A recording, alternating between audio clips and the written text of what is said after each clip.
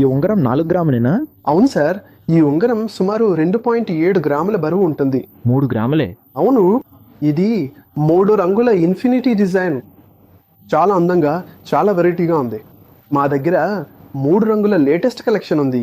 Light weight లో ఉన్నవి మీకు చూపిస్తాను. లైట్ వెయిటా? Light weight. ఇది మరొకటి ఆకు ఆకారంలో ఉన్న టర్కిష్ డిజైన్. రెండోది టర్కిష్ డిజైన్. ఇది చూడండి సార్, హ్మ్. ఇది విండ్ డిజైన్ లో 3 రంగులు ఉన్నాయి.